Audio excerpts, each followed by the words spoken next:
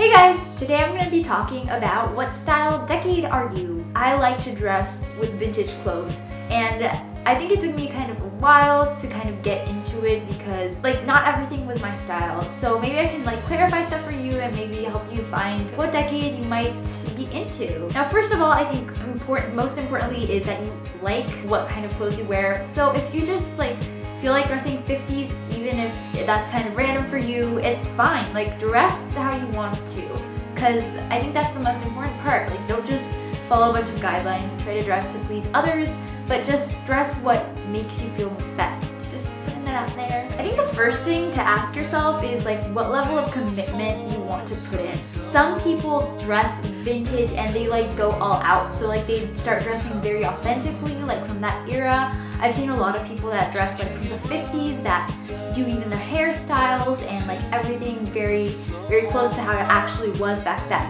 Excuse me, my dog's barking. There's that end of vintage dressing, and then there's also where you're just very casually taking some pieces, especially right now when stuff from the 80s and 90s and 2000s is coming really into trend. You can find those kinds of things quite easily online and in thrift stores or at even Forever 21, and dress kind of like a casual vintage dresser. You're just trying to incorporate some piece or other into your wardrobe when you don't actually want to dress vintage, you know what I mean? So just decide what kind of level you're comfortable with. I think I'm kind of in the middle because I wear stuff that's from the 60s and 70s, and I have a lot of dresses and stuff from that time, but I'm not really trying to recreate any certain decade. I also like stuff from the 50s or 40s, 30s, or the 90s, the 80s, 2000s. It's I'm more in the middle of that spectrum. So I think just decide where you want to be on that spectrum. I think it's also important to be aware that certain periods in time, clothes from those periods in time are going to be harder to find than clothes from other periods of time. They're going to be harder and more expensive to buy. Clothes from the 40s and below, I would say, are the prices will be up there, more so than stuff from the 90s, you know what I mean? I mean, it makes sense because then you're really getting into antique things and antique clothes. So if you're trying to dress Victorian, it's probably going to be hard to find authentic Victorian clothes that will be within a normal price range, you know? So for me, I like to dress with stuff from the 60s and 70s. Sometimes I find something that I really like, but yes, it's very expensive. Or sometimes I might find stuff that is actually quite affordable. I went to the thrift store, I looked through the whole thrift store, and I found two things. They were actually authentically 70s and 60s. I found a fur coat and some trousers from that time. They were very cheap, but again, it's much easier to find stuff from the 80s.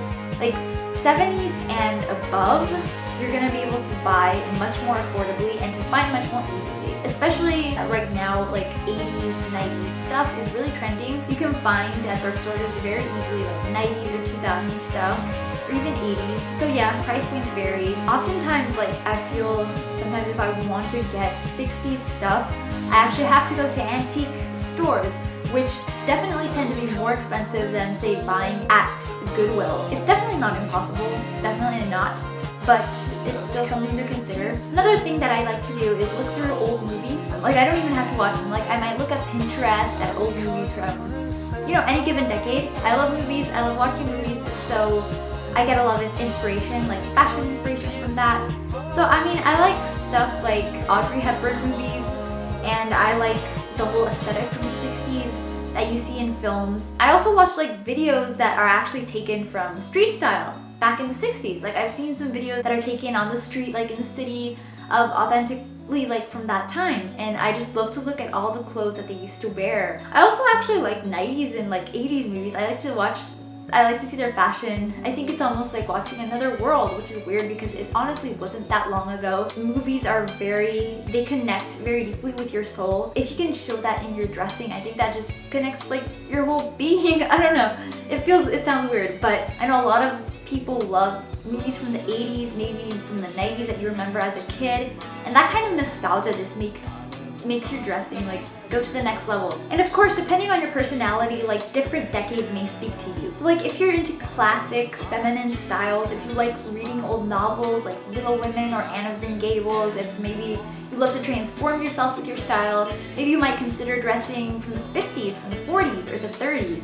those ages, they're very romantic in a way. It's just a very nostalgic time, and it's certainly very different from how we dress right now. So I think that really can interest some people. If you like sophisticated, like the sophistication of the 50s, but you also like funkiness and like weird patterns and some like an injection of quirkiness, then maybe 60s or 70s styles for you. Like for me, that's what I like about it. Like it's kind of a cross between like the 80s and the 50s. Like there's a lot of sophisticated silhouettes, there's dresses, it's quite feminine, but at the same time, it's kind of weird. Like it has a little weird quirkiness to it, which I really enjoy. If you're really into like funky patterns and colors, but don't want to feel like uptight, like you still want the comfort that is offered nowadays, then maybe 80s would be for you, because a lot of 80s clothes are quite quirky, but they're still like quite comfy. Like they have a lot of pants and t-shirts, stuff like that, and I think it's just an easier like midpoint. And maybe you're curious about vintage dressing, but you're not really interested in like committing yourself to like building up a wardrobe of vintage stuff, then maybe for you the 2000s or the 90s would be cool, where like it can look quite modern, like especially nowadays that is trending. Like you can get something unique and vintage, but at the same time not get something that's too out there. So yeah, that's it. That was kind of my guide to how like what decade you might want to dress in and like what decade you are. I hope that you guys found this video helpful and that you enjoyed it. Yeah, thanks for watching, you guys. I really appreciate